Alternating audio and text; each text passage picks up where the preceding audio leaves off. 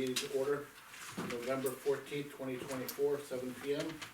All three selectmen are here tonight. We have the town administrator, police chief, Sergeant Brian Tyler, and Leo is recording this for the benefit of the public, and Linda Dixon will upload them to YouTube and the Dunbarton website. Gentlemen, I have some. We also have, two Old Home Day Committee members here, We have John, and Brian Watt. Brian, okay, thank you. I'd like to make a motion that we approve the minutes of October 31st, 2024, as amended. I'll second that. Motion made, second, all in favor? Aye. Okay. It was pretty well written there, Lean. Yeah. You good, Mike? We have the, special meeting minutes from a non-public.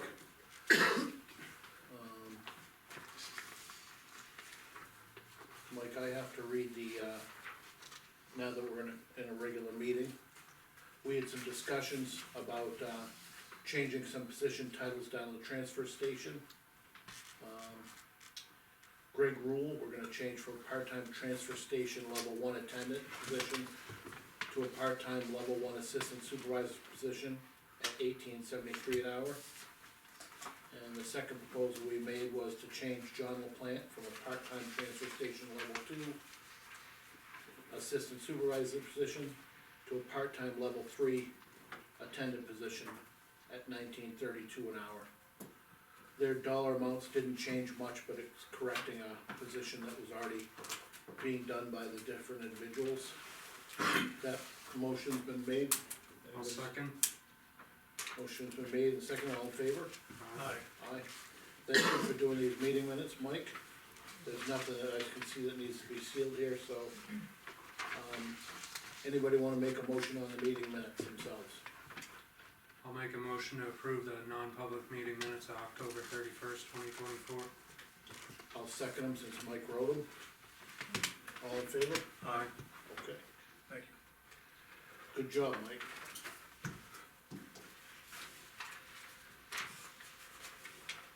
If anybody didn't know, when we go into non-public, Mike becomes the secretary. Ad hoc. Thing is, it's, I have to be using my brain a lot. Lean, for example, can do it one hand behind her back, and I not even think about it and do it superbly. Okay, It's always a challenge. I'm gonna open up for a public comment or anything that's not on the agenda. Okay, that being said, we're gonna go right into Old Home Day Committee with Brian, it's Watford, Yep. and John. 25 proposed budget proposal. Yeah, forgive me, cause this is the first time I've done this, so That's okay. I guess it was sit here, is that all right? Yep. So the only thing I proposed to the members, and everybody seemed to go along with it, was that we just raise the budget by like $500 to cover any maybe inflation for next year. I don't know if it's, I don't know if I had to, You did fine. okay, Yeah, I don't think that that's a big deal, I do know that their funds were very tight on a couple of different events, so I think that Was $500. there a surplus last year, John? we had, Some of them. They had, about $1,000 in, vendor fees that the board typically accepts and then allows the committee to use. That's not noted here in this actual, Okay. but what he didn't bring up is that there were several items that were purchased that were not included in here, ice cream, food, other costs that are, we have a generous resident today donating these things, but that's the only reason why we're down below their actual budget. Okay. And I think it's for their sake, it's a very reasonable request to increase $500. No, I have no issue with that. Thank you. I just, because last year I recall there was some money returned to the town. Right, so I have given them instruction that they are allowed to spend it, but they need to get that information, either an invoice or, a purchase that would support the Old Home Day equipment going forward, and they have to do it in a timely manner. Whatever does not get used will lapse to the general fund, so that'll become additional revenue. Just remind them of the date, your cutoff date. Yeah, I already have it again, yeah. Yeah, I reminded everybody in the committee, so I don't know, do I bring it before you guys, before we spend any money, is that how it works, or? If it's a certain type of purchase, if it's, Like, for example, the stage, I understand the stage had some issues and that may need a few small repairs. To me, I don't think they have to come to us, that's an expense they could easily maintain for, if they had. Which stage is The that? stage where they had all the shows on. Yeah, Yeah, it was basically owned by one of the members, he brings it in and puts it up. I think some parts were in disrepair last year, or this past summer. Yeah. Something like that was a couple $100 fix. So people have brought like maybe some extra tables, and some chairs. And it was another thing that was brought up was a grill that we maybe use for, buy it for the town, but use it at Old Home Day. Understood. right now, we're using a residence grills. Again, I don't think those, as long as it's in the flavor of supporting their Old Home Day activity. Yeah. And the grill would be shared with the fire department, well, yeah. It's immediate, right. You guys think that there's any liability of having a propane tank on site for that? I would think that when they're storing it, they'd have to disconnect the propane tank. where do you plan to store this stuff, down in the trailer down by Jeff's? That's where everything else is, I think, so Yeah, that's that where makes all their sense. equipment is. Now, you were saying tables, but is there enough tables around with what we have, or? So Ken Kerber was asking if we couldn't get about 3 or 4 more tables for the craft area. Well, that's true, we use them all for the seating area, there's nothing for, We do have those older wooden tables down Yeah, there, it's not good enough for they're craft. very heavy to move. Yeah. I mean, the table's like $75 a piece, so if we got 4 of them, that's not I a don't think whole it's a lot of money. big deal, no. As long as it's within the spirit of supporting direct Old Home Day. And I would just, as far as propane storage, I would just coordinate with the fire department, since you may be sharing the grill anyways, ask the chief where he would like to store the propane tank. Yeah. That way, he's on board with it, and he's doing it in a safe manner. Right. And I just wanna set the record that if we get this grill, it's not gonna be lent out to a resident. It's strictly for that event and maybe another department, like the fire department, Yeah, if they do a barbecue. Any town department. town Yeah. department. It's a town. We could do an employee barbecue, Oh, good. Yeah. Well, you That's were next year. town. take the turkeys away though. Okay, Alright, anything else you have for us, guys? No, I don't think so. That pretty Okay. much covers it. Thank you for coming in. okay, Alright. keep me in touch Pretty with easy, the huh? I'll have it to you before then. next And, week. Yeah. I have one quick question on the Energy Expo, there's a checking account, and there is some money in that account still. And that will be very, very useful for starting next year's event. Does that money get turned into the town at all, or? John, that'll stay in that account for you.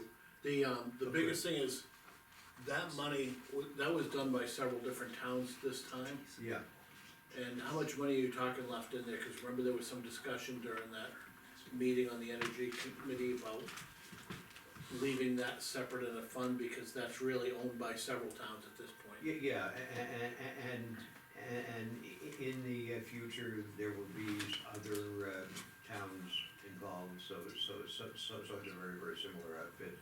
And I believe right now, there's a little under two thousand left, which is a very, that will be very, very useful. You might wanna save that exact amount for your next energy committee meeting, so you can let the public know it at the meeting.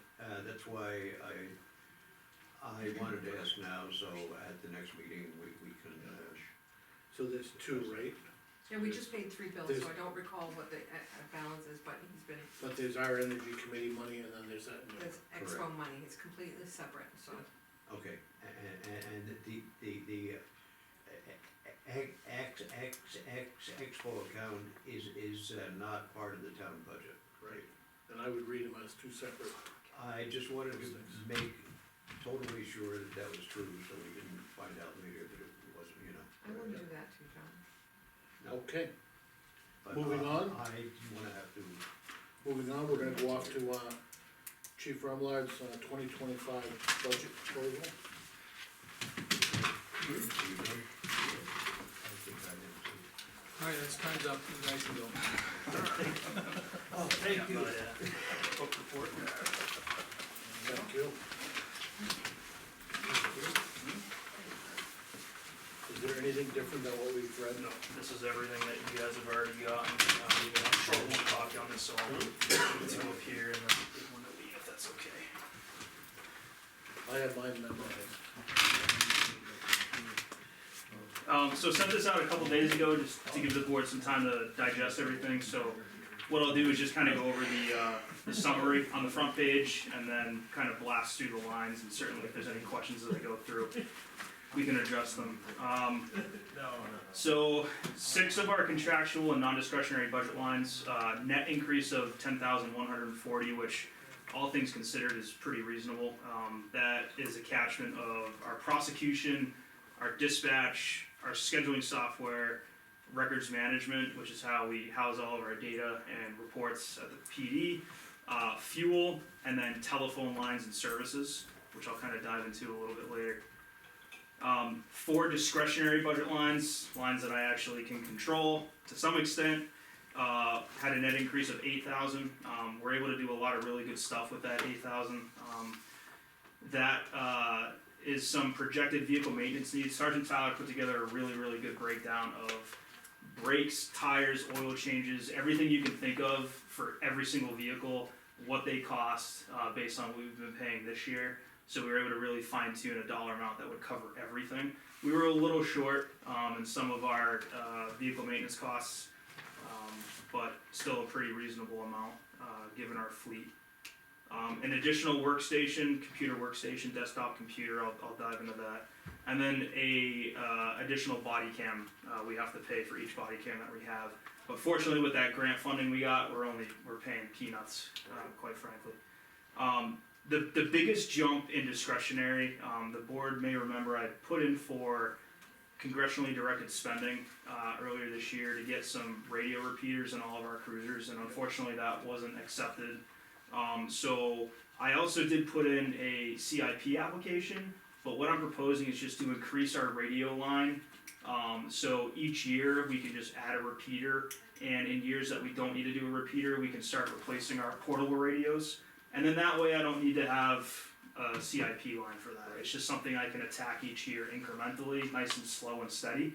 If we have a big radio need or something like that, we have to do a warrant, it is what it is, but I think this is a really good way to get the repeaters we need and replace our mobile radios kind of slow and steady. Yeah, I saw that, I agree, I don't think a CIP is needed if you can do it Yeah. through your budget. And then that way we can just axe the CIP application we did. 5 of my discretionary budget lines remain level funded. And then 5 personnel budget lines that cover a total of 9 positions, which is 5 full-time positions, 1 regularly scheduled part-time, which is our office administrator, and then 3 part-time officers, and then 1 new full-time patrol position that we had already talked about, had a net increase of 25,955. And that really encompasses a lot. If you look at the breakdown, it includes the COLA, an increase in the OIC stipend for Sergeant Tyler, which I'll talk about, 2 step increases for 2 of our patrol officers, which is a great thing to see, right? That means people are staying. An additional paid holiday, and then the addition of the 6th officer. But as we had talked about, we were able to keep those personnel costs down by reducing the part-time budget by $22,200. Hence the net increase of $25,955. So I'll kind of just hit on the highlights. If you look on the next page towards the top, you'll see that the proposed cost increase over 2024 is $44,386, which is actually less than the last 2-year budget increases. I know obviously the position in 2026 would be the full year, but this is a way that we can kind of ease that in over the span of 2 years. So looking at full-time crime control, that encompasses all the full-time positions and the new position. Again, 2-step increases, which I'm always happy to see, cause that means people are staying to achieve those different steps, and the 3% COLA, but, I do wanna touch on the officer in charge stipend, for Sergeant Tyler. When he and I were both receiving the stipend before I was promoted, it was approximately $2,400 a year that we split between the two of us. It was $1,200 each for the whole year. We bumped it up, I believe, in 2022 to $2,000 for the year. For Sergeant Tyler, I became salaried, so I don't get it, but I'm still an OIC, which is fine. But he gets a lot of phone calls, a lot of emails, a lot of call outs. So I'm proposing a modest increase up to $3,500 for the year. The reason I wanna do that is just make sure that he's fairly compensated when he's taking all these phone calls and responding out. And the OIC is a really good bang for the buck for the town because it provides someone available, either both of us or at least one of us 24/7, 365 to respond to an event in town. So that would be an increase of $1,500 for the year. On that, OIC, he's still being paid hourly during that time, right? No, this is basically when he's off duty, we have an OIC rotation, so every 2 weeks, he's the OIC, and then I'm OIC for 2 weeks. So this is outside the confines of his 40-hour work week. He's getting phone calls and emails from the guys when he's off duty. Do you get time and a half during that time, though? When I'm off duty answering the phone calls now, Do you know? no. The stipend covers that. The OIC stipend covers those off-duty phone calls, emails, stuff like that. Do you think that's a little excessive with a 75% increase in 1 year of the stipend? You're going from 2,000, almost, you're $500 short of just doubling it, that's a major increase. It is, but I think it's important to note the fact that the town not only gets 24/7, 365 coverage from this between Brian and I, but it gives our officers access to a supervisor all the time. So if they have a supervisory question, they need one of us to respond in, one of us is coming. Even if it's behind the scenes working on a search warrant, something like that, things that we can do administratively, those are So things. if you come in, you get paid for that? The 3-hour overtime, minimum, yes. Yeah. But what this really covers is those 2 AM phone calls or 1 AM phone calls from a patrol officer with a question. You know, getting woken up in the middle of the night, answering emails. He sends emails all the time on his off time. So this stipend covers all of that, what he does in his off time. And then, Do you have a policy where when you're on that, on call, you can't drink alcohol? That's correct, You have to be within the geographical area?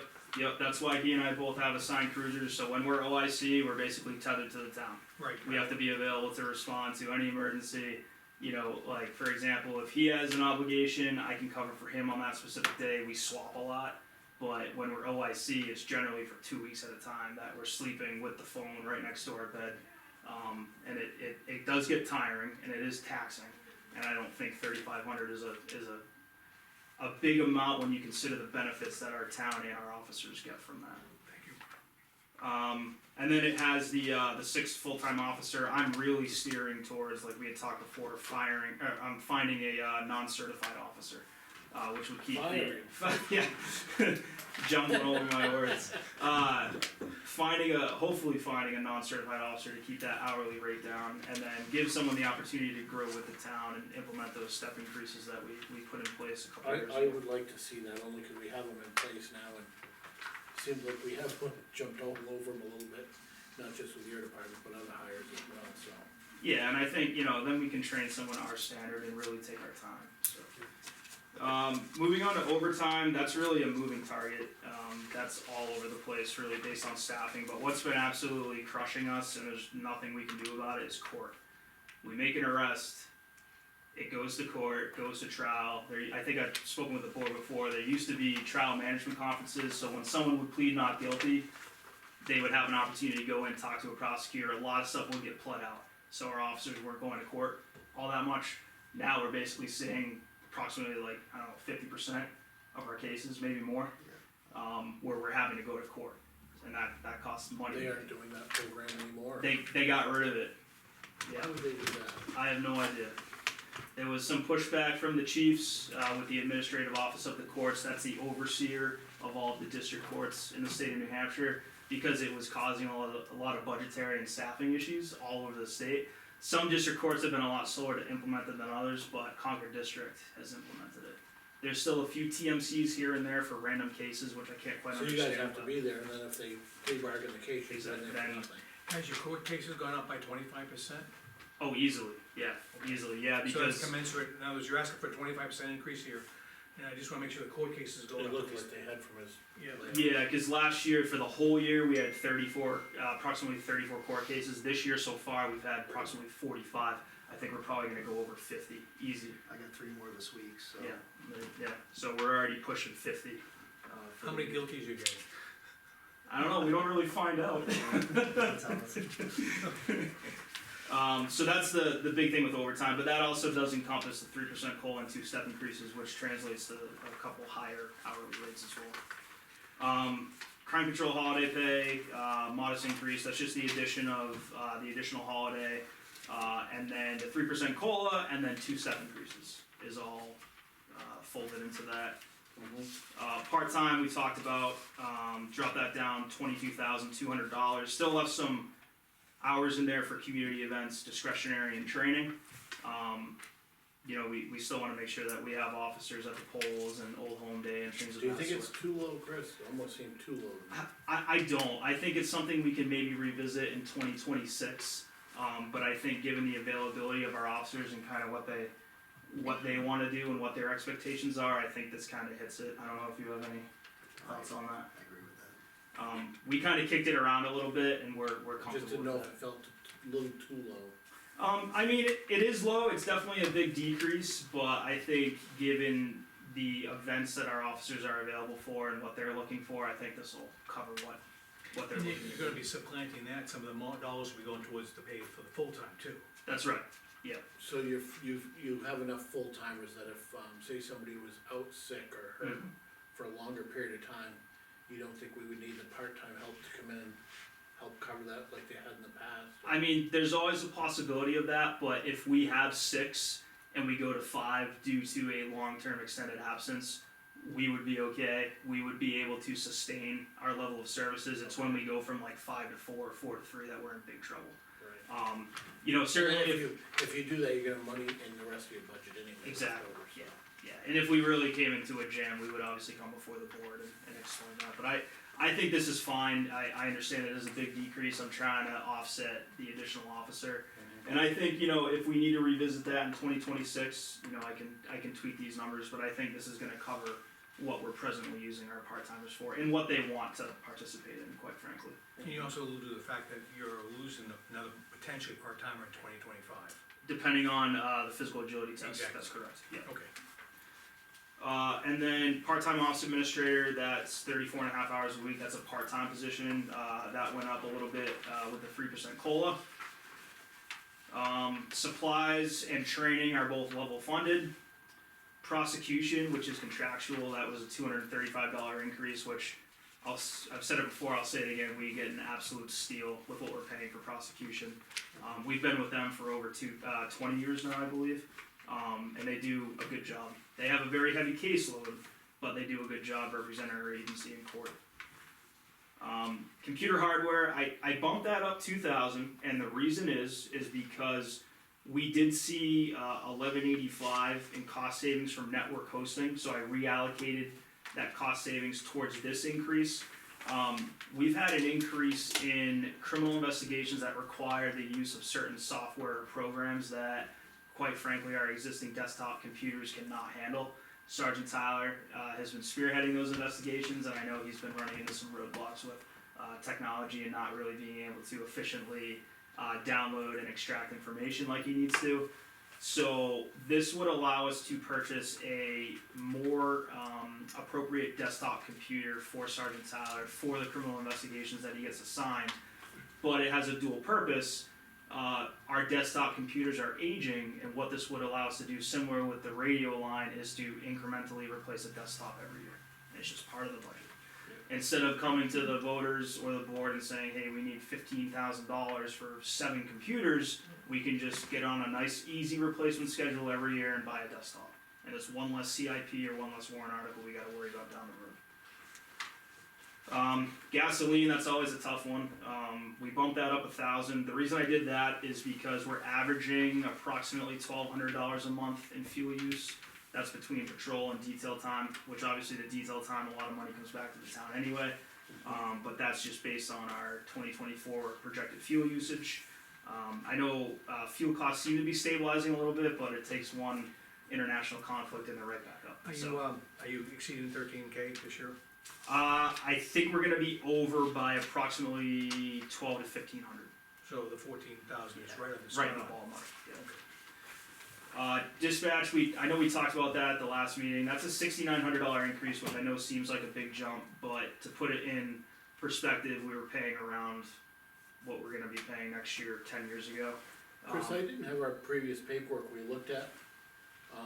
Were the numbers wrong on our previous paperwork? They were, yeah, that did not include I had talked to Chief Serino and agreed to, if the board approved it, to pay half the cost of the Powell Lane equipment lease. Yeah, Um, that seemed pretty reasonable, I thought. It's very reasonable, because the infrastructure that's on that tower, the cell tower on Powell Lane, directly benefits our officers. What was it, like 104 or something? Yeah, I believe it's $105 a month, so it's a little over $1,000 a year that would be added to that contract.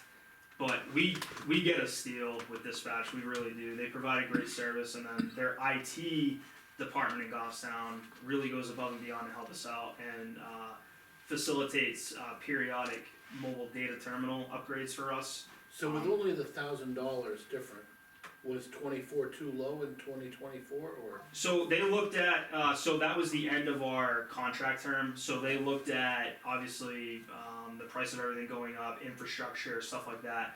The IT cost did go up a little bit, but the good thing, and I was talking with Chief Serino about this, is what we pay in dispatch fees doesn't go, my understanding, it does not go into the town of Goffstown surplus. They have an actual capital reserve account for dispatch infrastructure. So this money that we pay goes right back into the dispatch center for upgrading their equipment, which benefits us. So it's kind of it's a really nice cycle, you know where the money's going and what it's going to.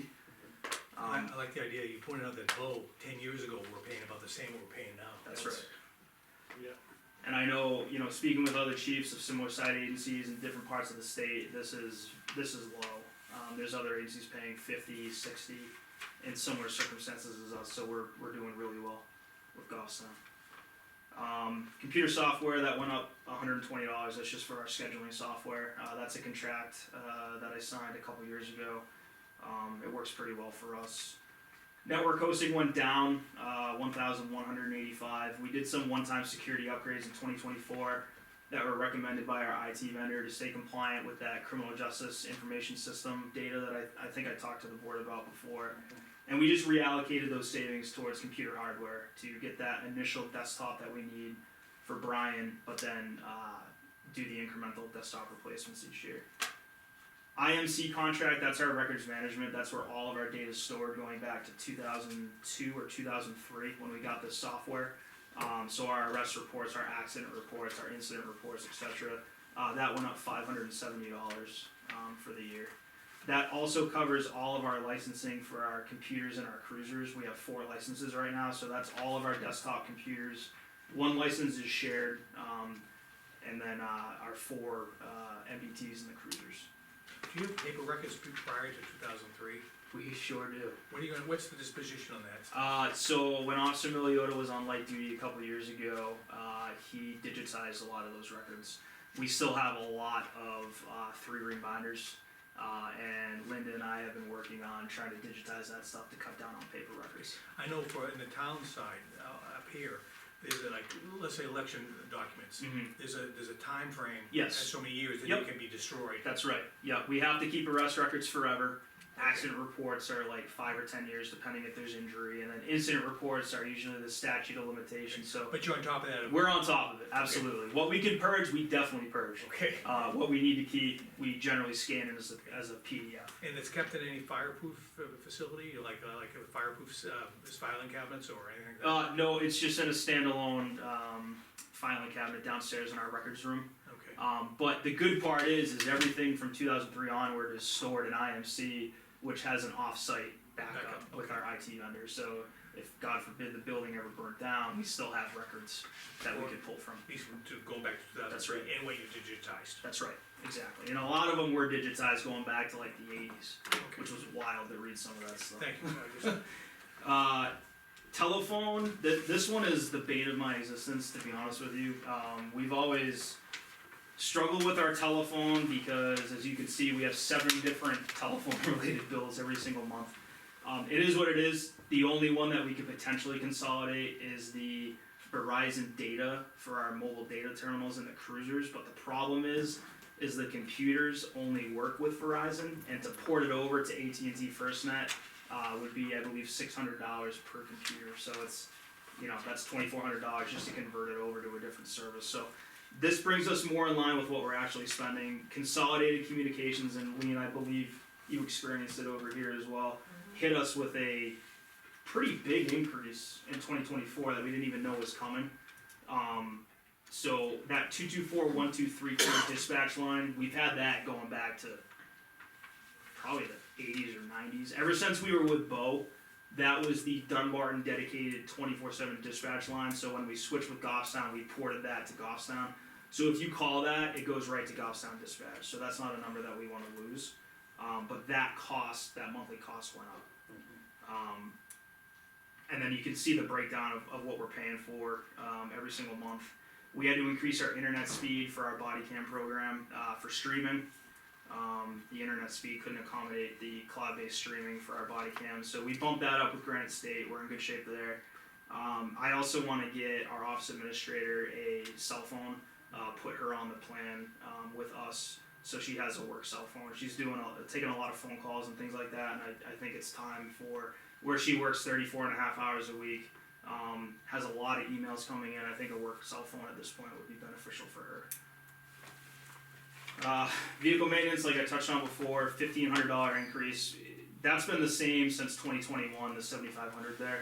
And obviously things, as the board know, have gone up. Sergeant Sauer put together a spreadsheet of all of our maintenance needs, and that will basically cover everything up to and including, I believe, one potential major repair, which we always seem to have. That's not something we can plan for, but we certainly budget for. Equipment and fees and services remain level funded. Radio repair, I touched on that. That was a $4,000 increase, but it's important to note that $1,000 FCC licensing fee, that's a one-time fee. So in theory, I could reduce that line by $1,000 next year, or start working towards, maybe a portable and a repeater in 1 year. So that $1,000 is only a one-time cost. I'm gonna go back to vehicle maintenance for a minute. Yeah. I know it went up, but don't we have a vehicle plan for, the warrant this year? We do. And will that offset a brand new vehicle, it should have the warranty and should have some lower expenses as far as repairs, I would anticipate. The problem we've been running into is, with patrol vehicles, the brakes and the tires, pretty much every car every year, we have to do a set of tires and brakes. Okay. So that right there is, It's a good portion of that amount. it's a big, And then- it's, yeah.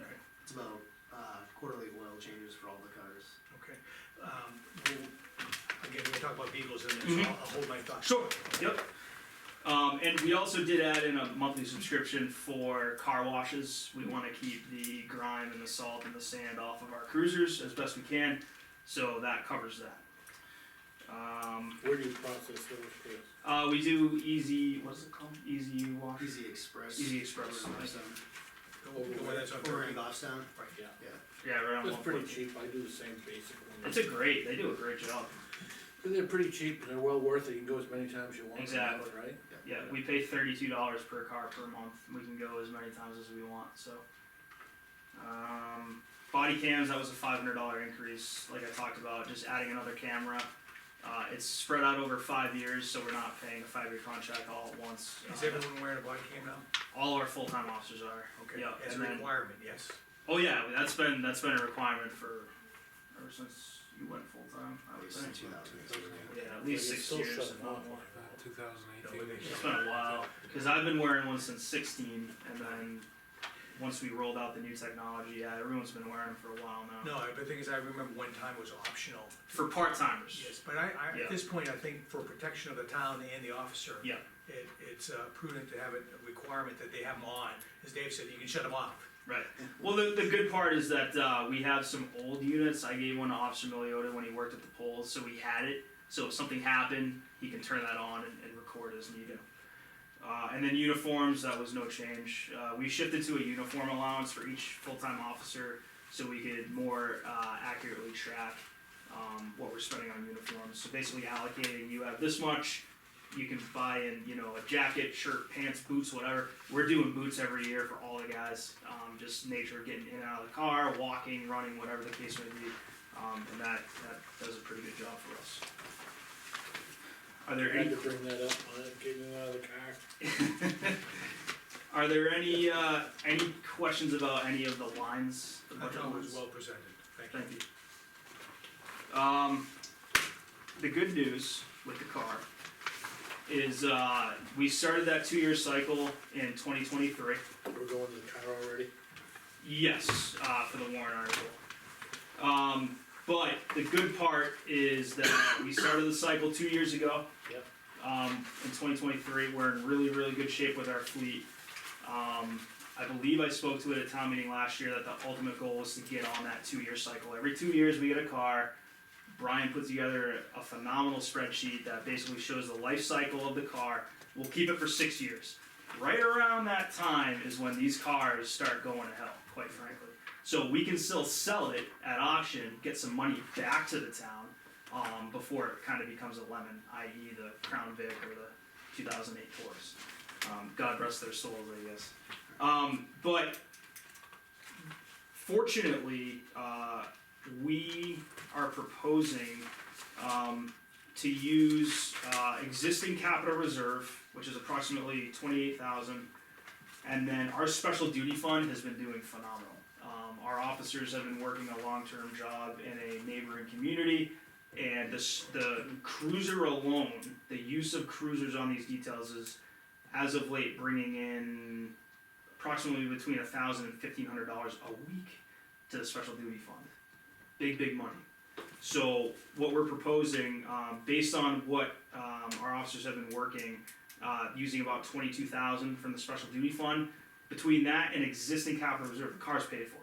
And that was our goal, is to every 2 years, we have enough money in special duty, we have enough money in capital reserve to pay for the car. And we're there. Everything aligns perfectly. There is a little bit that we would have to cover, either from surplus or 2025 taxation. I tried to keep that as low as I possibly could. We're gonna buy a radar this year. We're gonna use an existing rifle rack from a different car and an existing mobile radio. We're just gonna swap So it you're like talking we've about done before. about 13,000 you have to, from taxation. That's right. Why cannot, a suggestion, does it have to be a warrant? Can it be put into the budget? I just asked that question rhetorically. Well, it'll be a warrant to show where the funds are coming from, Okay, but, what we can do is use surplus, like Chris said, from our line item to pay for the balance and have it a $0 if we want, so we'll look at that later on in our exactly, budget. okay. But, Michael, the Yeah. capital reserve is not authorized by the board to spend, so it has to go through warrant, Okay, so that's part of it. we've been honest up front with the voters anyway, and I just soon keep it that way and have it go through the warrant, just so it's all. The weird thing about it is cause you received that other car so late, Yeah. it's gonna look like we're getting them every year again.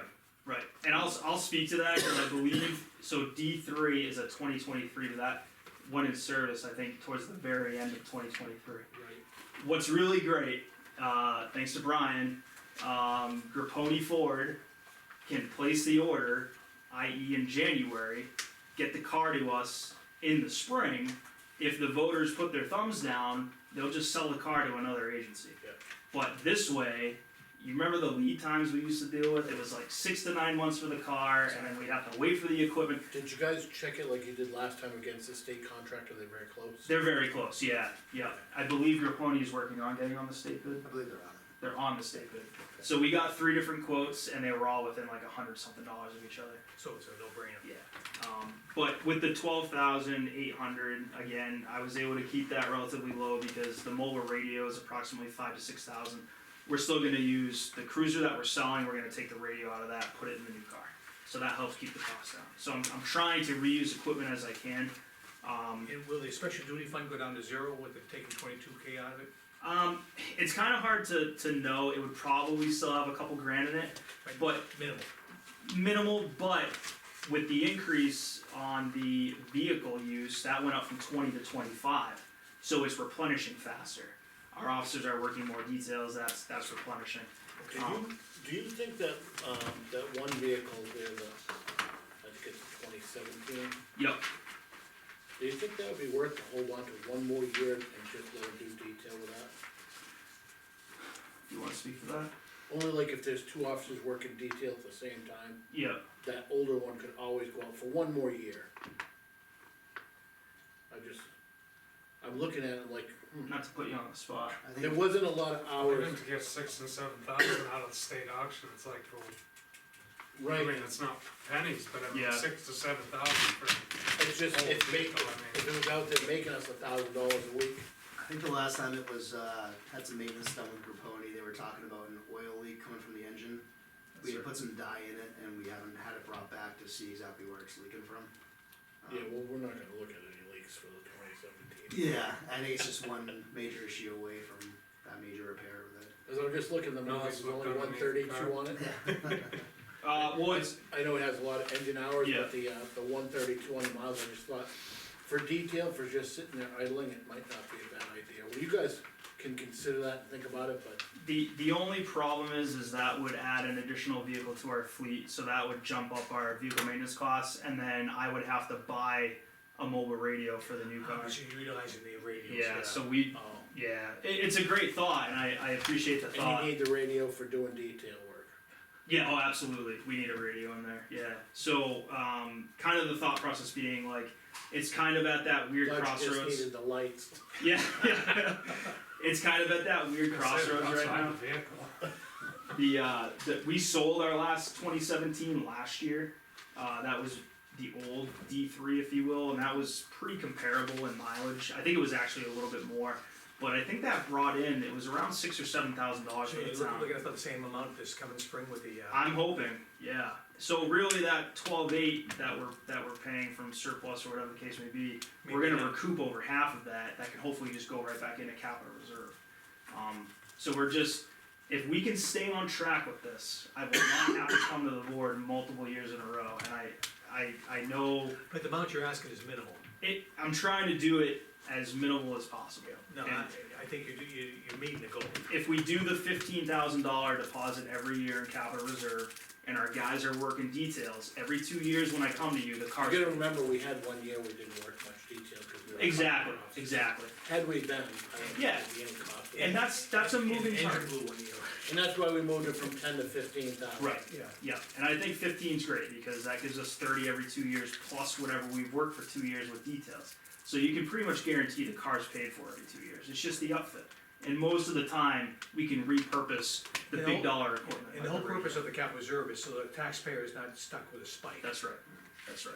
But this, I mean, Brian brings the unique perspective, he's a taxpayer too, but he also works at the PD, and he's seen and experienced the tribulations that we had with a mismanaged fleet, quite frankly, and we do not wanna go back to that. So if we can just stay on this 2 years, we are in great shape, we really are. The fleet's never been better, we'd like to keep it that way. So your budget here is 626, which I read through, don't really have an issue, with it too much. But it'll be $100,000 higher than that next year, right? 26. 75,000 at least. Approximately, so depending on the insurance the person takes, and then depending on presumably the new hire being the lower hourly rate, it's kind of hard to tell. But with the lower hourly rate, that does translate to lower New Hampshire retirement system contributions as well from the town. So it's kind of maybe 60, 70K, somewhere in that ballpark. But I would come to the board that year asking for very, very minimal increases elsewhere, because I'm very aware of the fact that we're gonna have that jump in that budget line. So I would do my best to keep everything else pretty even keel. I don't see any problems with the budget Well myself. presented.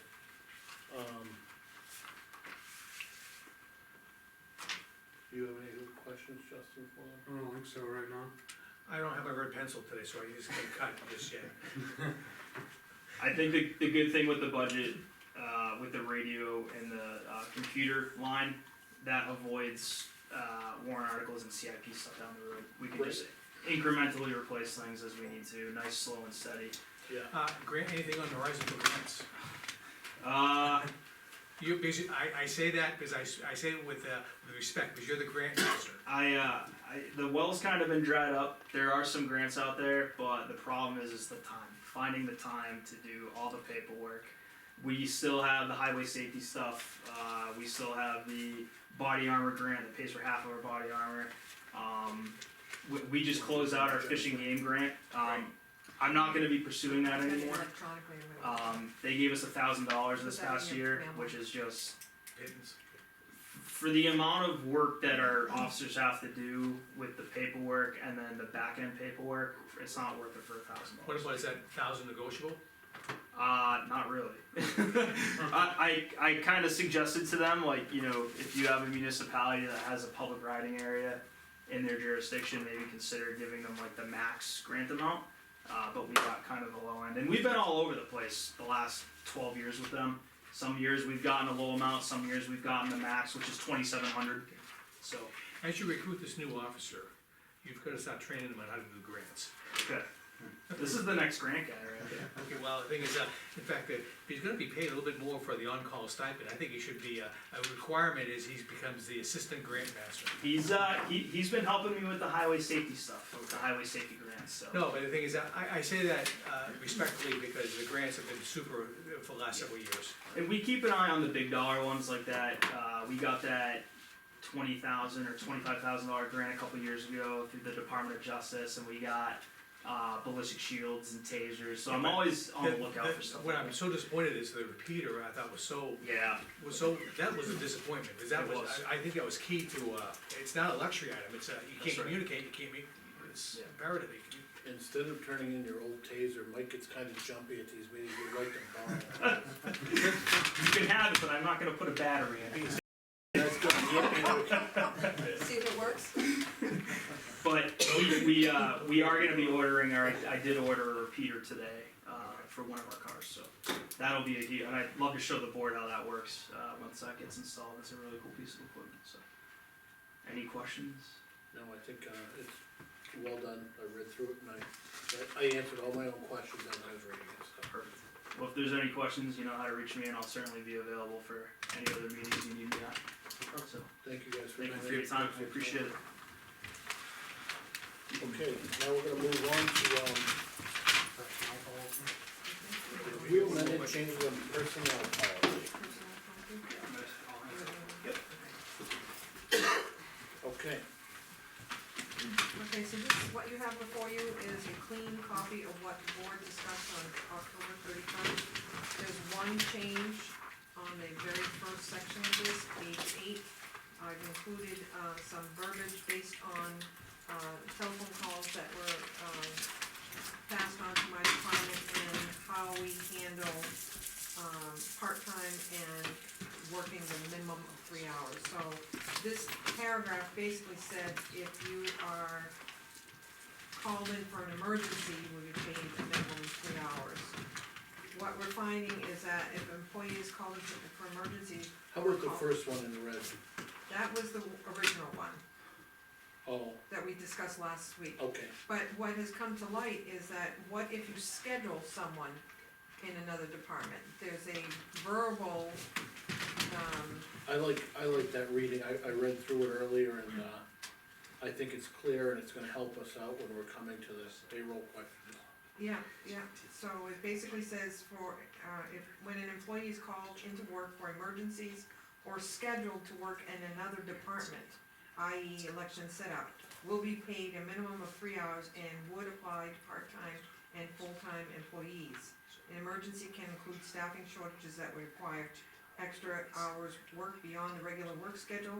Hours in excess of 40 hours will be. And this will also help when they're doing call-ins at the transfer station and all that. So even in my situation of the highway, I mean, if the highway has to go to, you know, the transfer station for any reason, I just wanted to get it a little bit clearer so that there's no Do we have a consensus to go to the second paragraph? Absolutely. Okay, Yep. so we'll replace See the any issue first with it? with the new, okay, and then everything else is the same. Again, in fact, page 8, longevity, I added the words full-time, because it's specific to full-time. Yeah, The board, discussed, or we discussed or presented a longevity part-time, and we tabled it because of the last paragraph. And we kinda came up with this, and I don't know how the board feels about it, an exception to this policy for 20 years or more, part-time employees with irregular schedules and no break-in service may be eligible for the longevity pay with a recommendation by the department head or supervisor, subject to final approval by the Board of Selectmen. Requests for this exception will be considered during the budgetary season for the upcoming calendar year. we tabled this longevity part-time, Because there was, right, it was because the way we had we had a casual, long-term employee that was in that paragraph. I thought it was more than that, I didn't think that we wanted longevity for part-timers, didn't it? Isn't that what you said, Justin? Oh, maybe I missed that. I don't remember the conversation, to be honest with you. No, that was the whole idea, I thought, we were offering side this time. No, they came with several suggestions, and some we took up. Right, We tabled this one, but I think that part of our discussion was that we didn't wanna do longevity at all for part-timers. Okay. May I, just Cause from memory, oh, I'm sorry. Yeah, I think that was because we went to the part-time holiday pay, and that would make up for this. Isn't that what the, I Yeah, I know remember there was discussions of that. we had, with regards to the holiday pay, we had, initially proposed paid, personal time off. Yeah. And then in lieu of that, we moved to the holiday pay. Right. But with the longevity for part-time, I believe what the hangup was last time is we were talking about regularly scheduled part-time employees, i.e. Linda at the PD, versus a part-time employee that's been with the town for a long time, has stepped in and has been regularly scheduled when needed, but may not be in that position now, and is more casual. So it was just trying to find an exception to the rule and kind of widen that catchment if there's a department head that feels they have an employee that meets that 20-year criteria, which is, I believe, and Lee can speak to this better than I can, very few actual employees with the town. I thought Joe Milliotto would be an example of that. That's For right. example, he stepped up in the past when you had COVID and you were a shortage, but he doesn't regularly work those hours. Right. Yet he's been with the town faithfully for 20+ years. That's right. So just for the board's, awareness, currently our longest part-time employee is 6 years. So there's nobody that we currently have employed that will meet this for another 2 years, Joe is, except for Joe. But he was on an irregular, he was discussed in the, last paragraph with a flat rate, is that what we had in the last? Yeah, it was commensurate with the highest, year 16, Yeah, it was a if flat. someone's been here for But I didn't catch the removing it completely, so the board can decide. I mean, what you get when you have someone who's been around for 6, 8, 10 years is a lot of wisdom and a lot of expertise. And, this is just our way of saying, we're glad you're sticking. so we're not talking tax collector, or we. No, this is employees, this is. Employees. Yeah. And this would help, Breton, for example, I think he's pushing 6 years, so the long-term people that get to that 8-year On mark, his 8th year. yeah. And that's just an annual payment. One annual payment, and the thing is, it would start probably not this calendar year, it'd be next calendar year. Yeah. I think Jo Marie's the other one that's coming up close, she's at 6 years right now. I think we talked about it as being a small, when we looked at other towns. Either that, or we're gonna have to let everybody go on their 7th year. Exactly. No, I think some towns are offering a lot more, they offer vacation time, day off, everything else, but I think this is a small step in the right direction of at least acknowledging our part-time employees. Somehow it seemed to me like, I'm not totally against it, but I think that when we looked at it all together, we were happy that we were doing this one. There were two things we're Holiday doing, pay, and what was the other one? but just those are two, the holiday pay is the second one. I have it stuck in my head that we were doing the holiday pay in lieu of the longevity. Was that, No, the thing is, I just remember that we had a big discussion on holiday pay because we had too many categories, and we just decided that we'd have two categories, under 16 hours and over 16 hours. Correct. And they would be paid, the big discussion is that they can't carry, they can't save it, it's gotta be paid that week. What are the two big things that we decided we agreed upon doing? I thought there were two. Well, you guys added the holiday, the holiday pay? We added One the holiday, and and then then the holiday pay. the part-time holiday Those pay. are the two we did. Yeah, and then this one was tabled, but I thought it was based on the. My fact- thought was it was tabled till, for another year or something, or for another time, but. Oh, I thought that was the second item that we were gonna consider, and we just wanted to get the verbiage, and I think it's a small step in the right direction. Well, I think I'm this, okay with it. can I just, It's pretty minimal, It- and for the years of service. so these people that are your regular part-time employees that work 25 to 35 hours, there's nothing else besides now this holiday pay, but they don't typically get called in for 3 hours and a 3-hour minimum.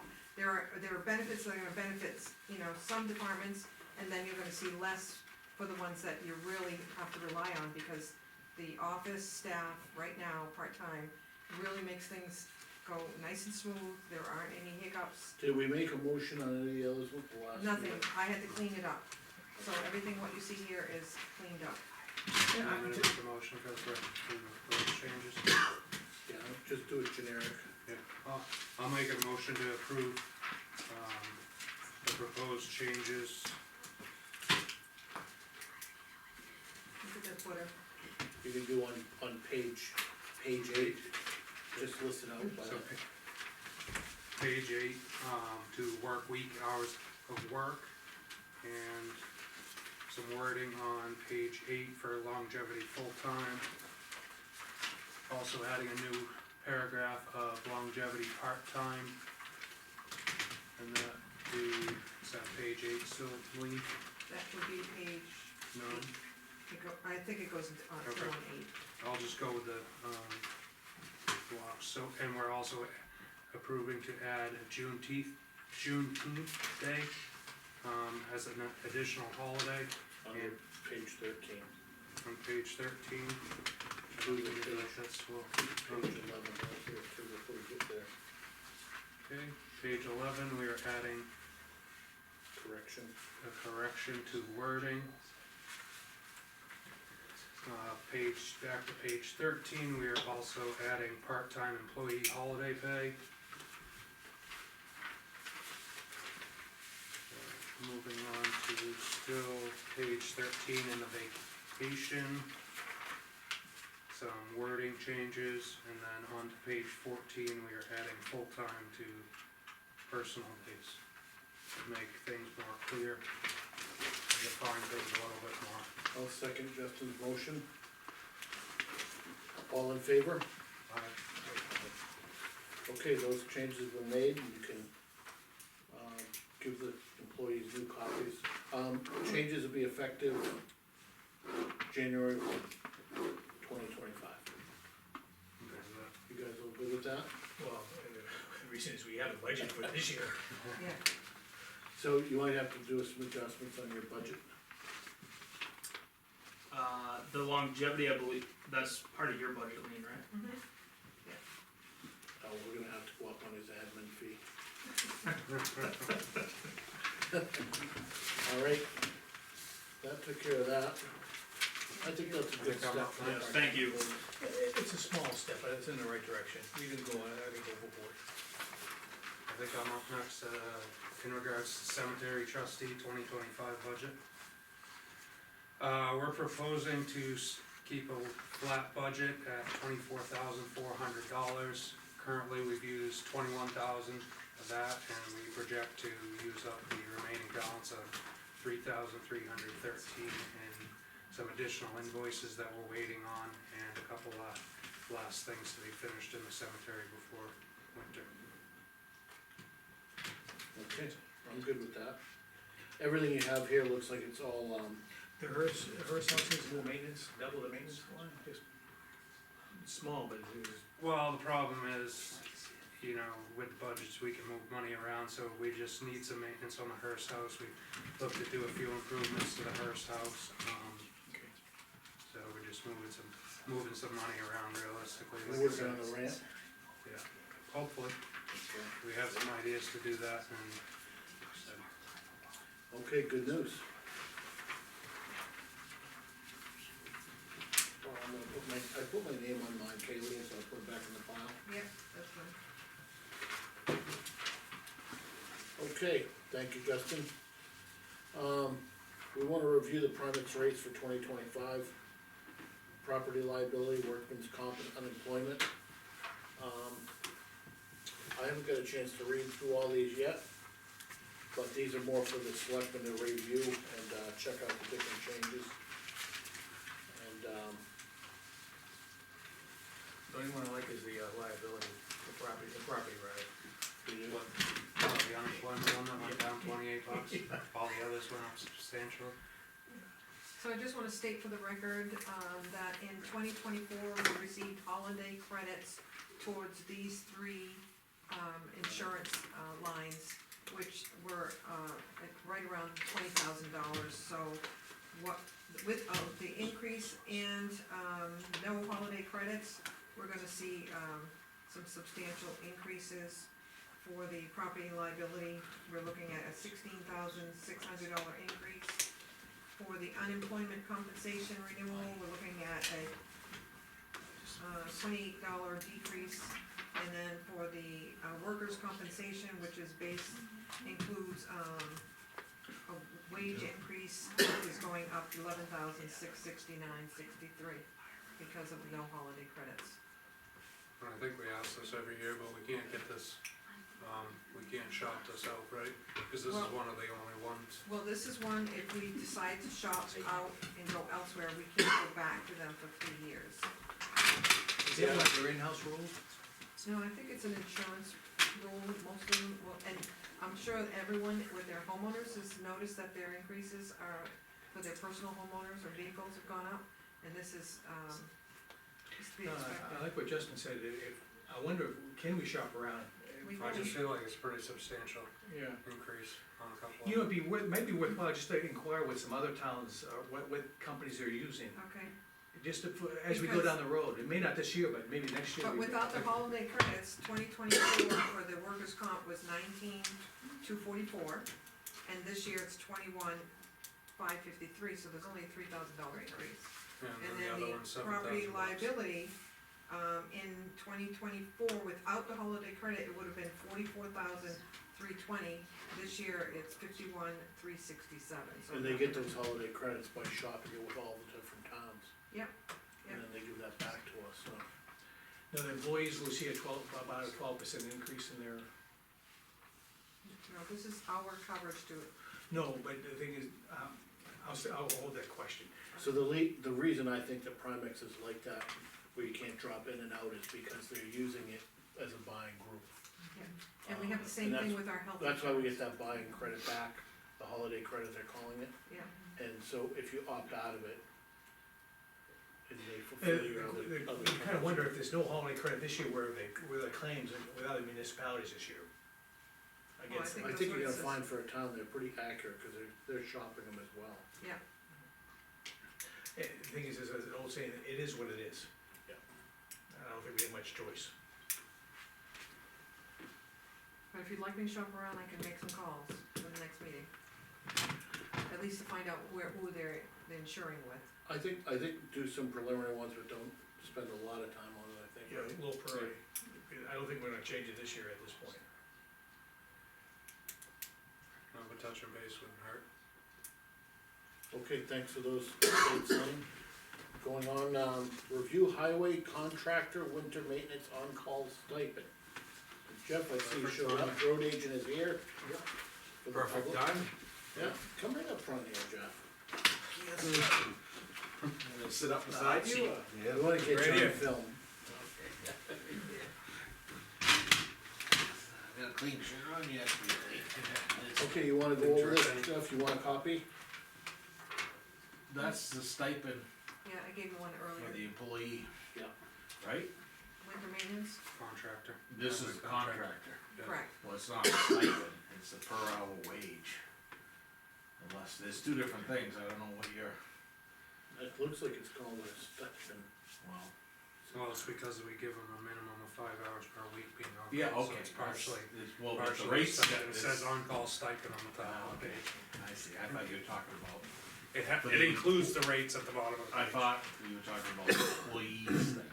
No, Are you looking to change these rates? Yes, up $10 an hour. Is this the current ones? Yes, Yep. So you're looking at 110 and 75? yes. I think that's pretty minor compared to what we're seeing out there with competition. Well, yeah, it is, I mean,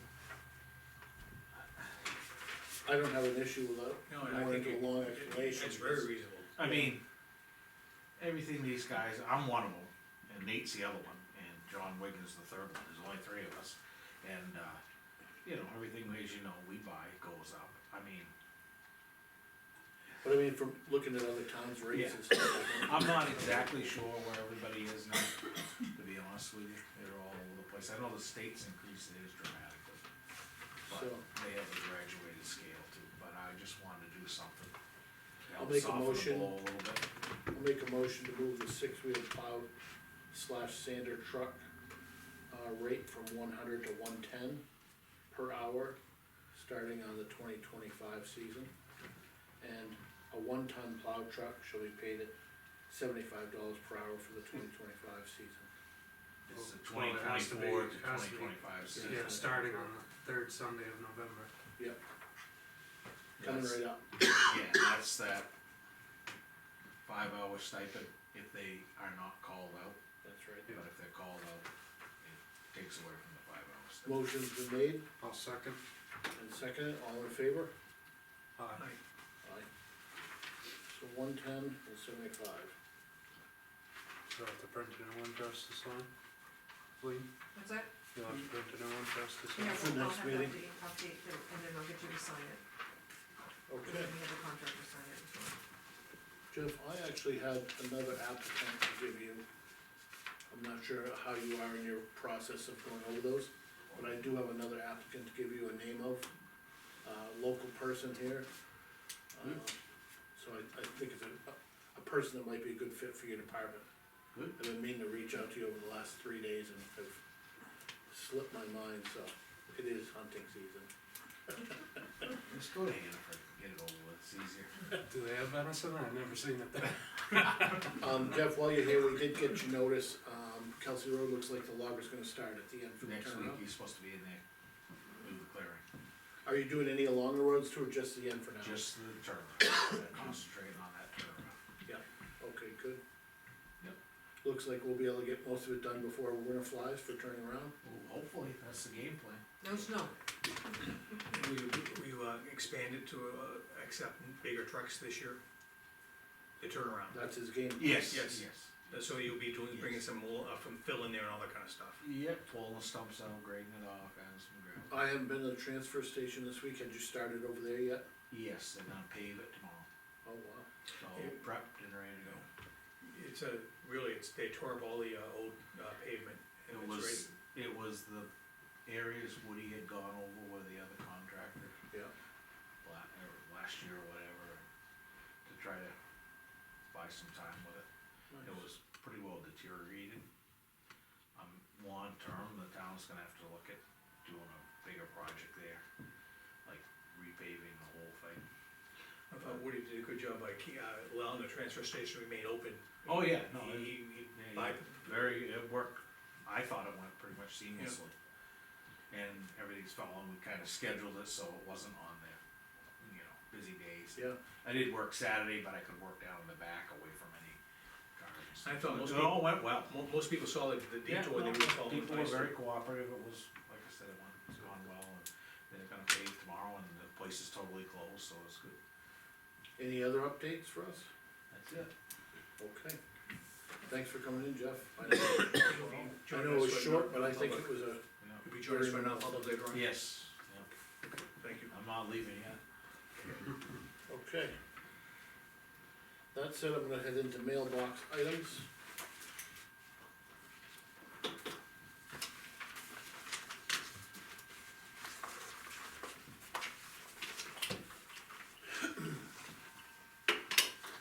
I'm gonna put this back in here, cause this was just the old copy that Lean was working on.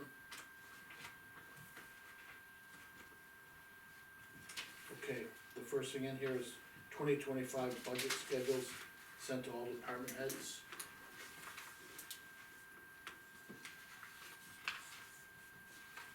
Lean, there's not much to elaborate on that, right? No, Okay, thanks for sending that out. There's also notes in here from the, planning and zoning coordinator, Donna, and there will be no, zoning amendments this year.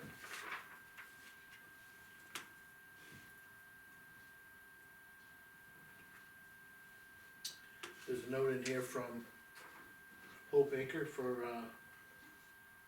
it's pronounced RC. Darcy, yep. for making, all of the end of the year credit card usage.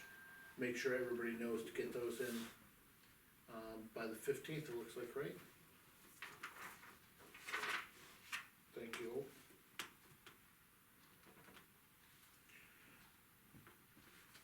There is an open enrollment period for, full-time employees that was sent out for the health and dental. I've signed that. Thanks for getting that out to them.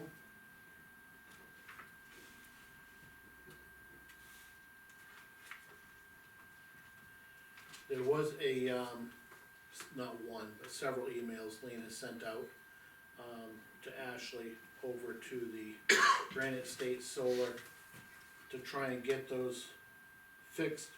It's been over a year, we've been trying to work on that. Yeah. It does look like, I think they're hopefully gonna get to it the this last time. page, she just responded on the 11th, I mean, she so. said that in the past. I know. Yeah, so I'll keep on. Yeah. The thing is, Dave, I think the town, if you remember, when we negotiated the contract, we threw in a clause in there that if we don't wanna buy it, they're gonna end up taking them out of there and they're gonna lose money on it. Right. So it's to their advantage, they maintain it appropriately for us, or we're not gonna buy it, we have that option. And so if we need to start reminding them of that, if it's not gonna be Is repaired, that in the contract, that Yes, they it can is. remove it, if we don't want it? Or do they It's- continue to, they have to own take it, it's not ours, they'll have to take it out of here. okay, I don't think, that was part of the contract. I Yeah, think- no, I added that specifically in there.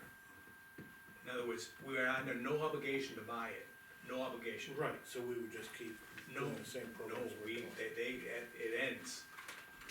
It's a specified time frame for right, that. cause their lease agreement for that space, the land is $1 a year, but if there's no, that lease ends, we could jump that up $10,000 a year if they wanna. Yeah, I move think you their- guys better reread that contract. But the thing is, I what was I don't gonna want, say that. what I don't wanna do is be stuck with garbage that doesn't work, if it's crashing into each other, that's what the panels are hitting each other now. Yeah. That's intolerable. Yeah, Okay. We have an update here from Greg Miller regarding the repairs of Town Hall building. It looks like there was a little bit of rot, more expected than he thought, underneath on those front columns he was repairing. And is he patching that, and getting, he's getting all the material he needs, the pressure treated, the Yeah, plywood, good. he's doing a good job. yeah, so he's back cutting out the rot and fixing it and repairing it in kind, so it looks the same. Yeah.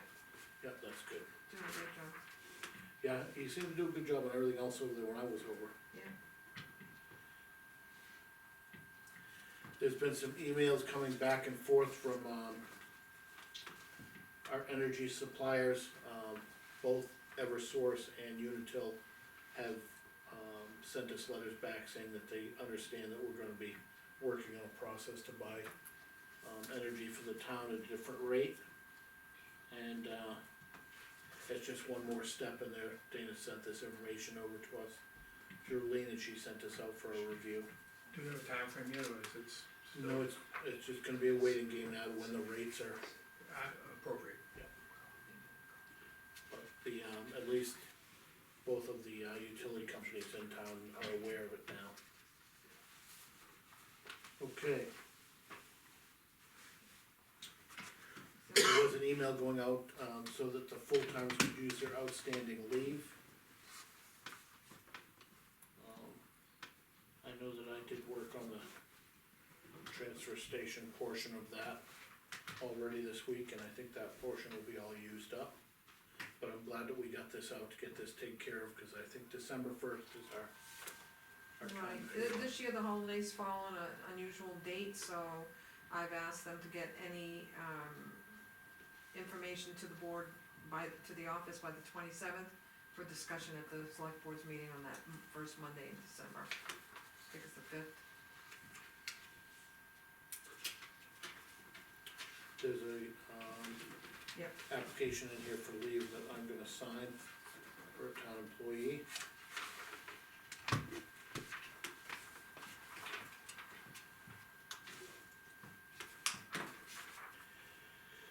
An email from Marcy Kelly from SAU regarding open seat on the school board.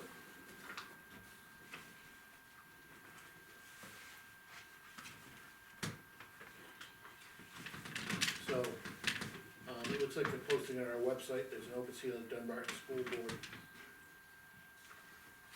And that's good, maybe get some new blood in there. We had, who was it that resigned, or, Jeff Moody. Jeff Moody. Yeah. So they're seeking a member. so you wanna put that up on the website?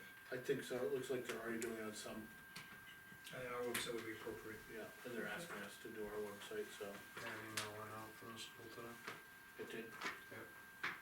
Okay. There's a memo here from the town administrator to send out town report deadline. Those will be going out in December, I don't want people to forget about it if I send it out too soon. So each department that's gonna write up something for the town report, Yep. will all gone out. Thank you, Lean, for staying on top of that.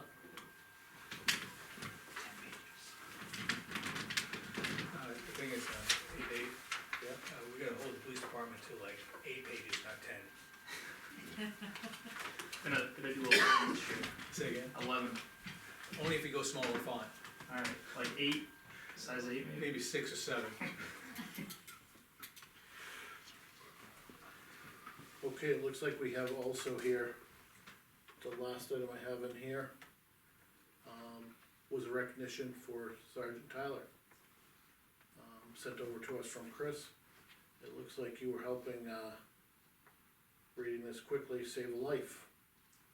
Right? Why don't you guys go into some detail on it since we just received this? Sure, and I apologize, I tried to email this to the board earlier today, and I got bounced back for spam content, so I had to print it out, I don't know why. But basically, I wanted to recognize Sergeant Tyler because, in the span of 4 or 5 days, he did CPR twice at 2 different medical emergencies here in town. We augment the fire department at any opportunity that we can. In the first instance, he was on scene within a minute. He was the only first responder there for several minutes and was doing chest compressions on the individual. That individual was found to have some underlying medical conditions, but went to the hospital and ended up coming home and is, as far as we know, fine. The second one was unfortunately a sad ending. The individual did not make it, but Sergeant Tyler and Officer Philbrook performed CPR there as well with members of the fire department. And I just wanted to recognize Sergeant Tyler for, those are some heavy calls. They are.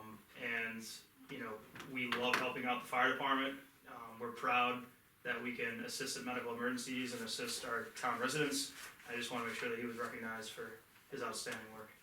Thank you very much, Brian.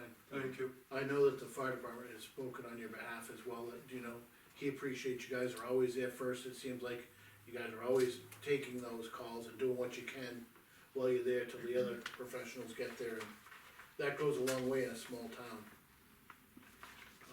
There's another notice in here at the end, I'm not sure, you guys wanted, Brett St. Clair is thanking your department for always watching over the town conservation areas. Yeah, we were corresponding about Kimball Pond. He's noticed a lot less issues down there. We try to patrol it as much as we can. And this is, as the board knows, just a batch. I try to put together recent recognitions and send them to the board just so you can see some of the positive things, not I just know people that- complaining. You know, 10 to 20 years ago, that it was terrible over there, and all of our areas are much better now, I think. Yep, absolutely. Of course, we need more car washes after. Yes, we do.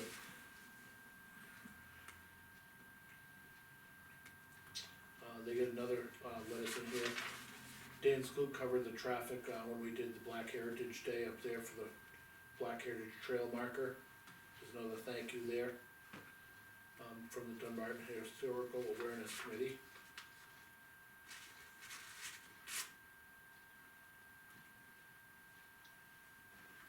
And the last one here looks like is a, citizen recognition. Said that you guys were very helpful, talking about the chief, they appreciate all the help, and also, Officer Tompkins. They're grateful to live in a small town, so that's nice. Thank you for putting these together for us, Of course, thank you. and all the work your department does.